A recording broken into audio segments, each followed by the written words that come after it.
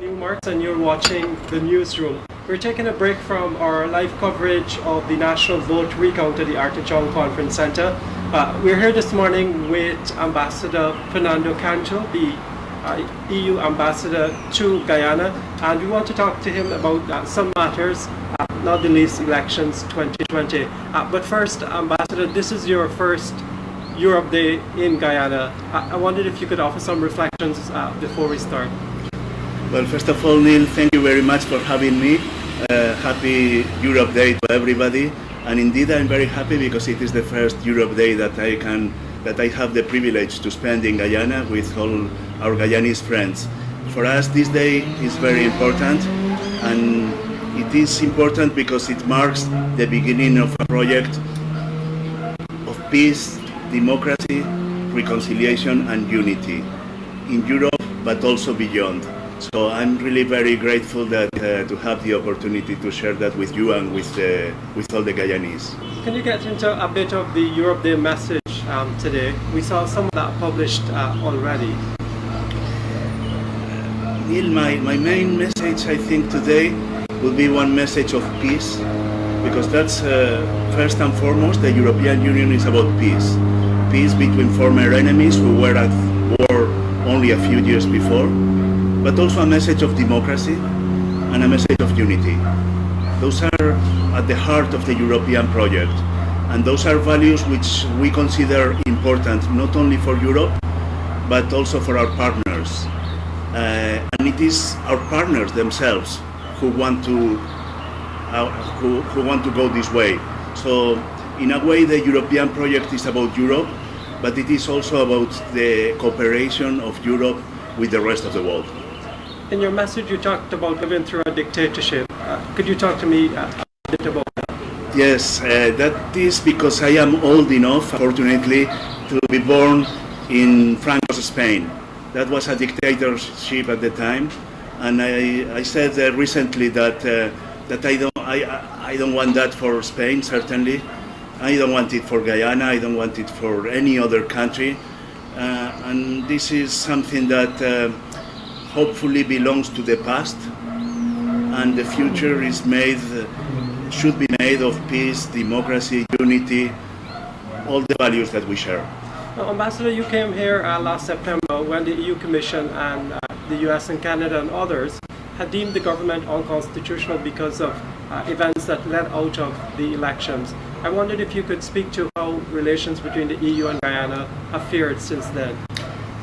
Let me first start by saying that the relationship between the EU and Guyana is long, very good, excellent, I would say, and it goes back almost to the time of the independence of Guyana. And the delegation of the European Union was here almost since then, and we have been working together very well. We have also made an effort to provide a significant amount of development cooperation to Guyana. We are determined to continue to cooperate with Guyana and to make our excellent relationship even better.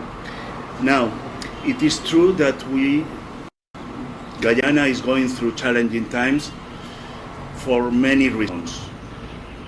But I don't want to focus on the problems. I really want to focus on the solutions.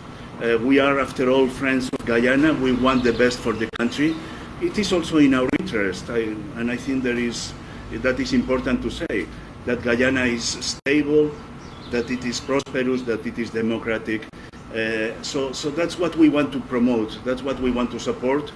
I wouldn't want to get into complex discussions on who did what and why today. I would like rather to stress the importance of solving this problem, the democratic problem that exists today, and starting a new time with a better life for the citizens and with a more prosperous future for the country. So how do you see it being solved? I know the national recount is going on. Are you referring to that, or do you see that other measures are needed? Yes, I'm thinking indeed, you read my mind. I'm thinking of the national recount. This is, by the way, a process that Guyana has decided to do. It's something that the top leaders have agreed to do, and we were happy to hear that there is an agreement.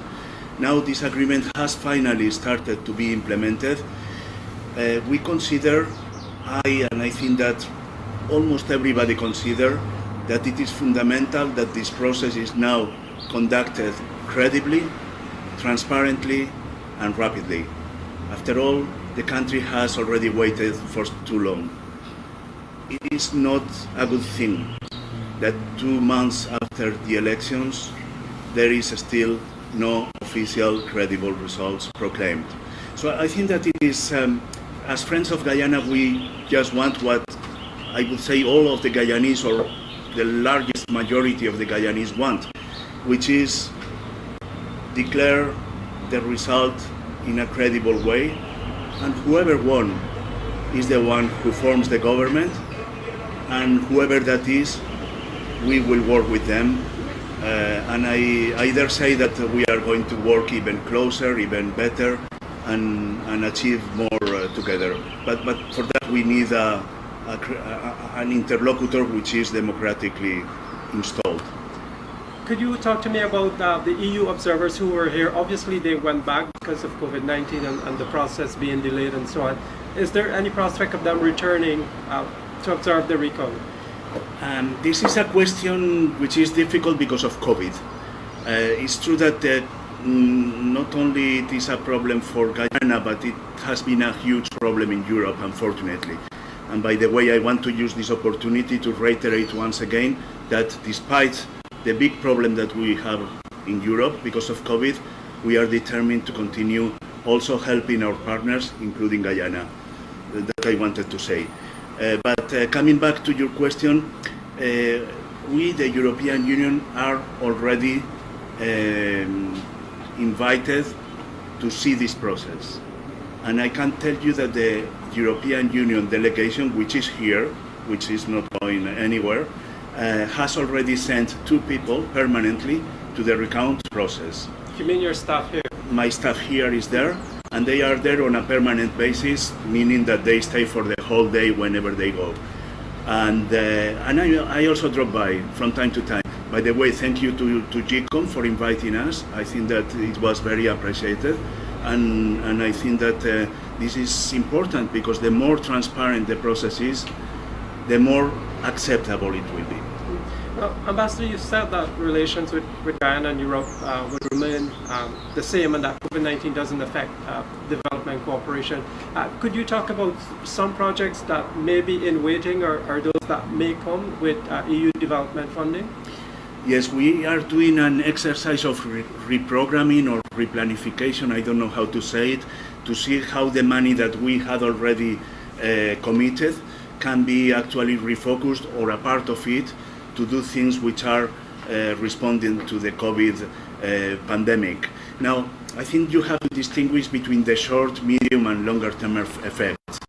For the short-term effects, we have a humanitarian office which is already active everywhere, and this doesn't depend on the political situation in the country. We help every country with our humanitarian help, but this is only for the most immediate needs. Now, for the longer term effects, which are going to be probably very important, unfortunately, we have our development cooperation. And this is something that we do in partnership with governments. So if you see where I want to go, I think that the sooner that we have an installed democratic government fully in function, the sooner that we will be able to advance with this process. We are already doing it.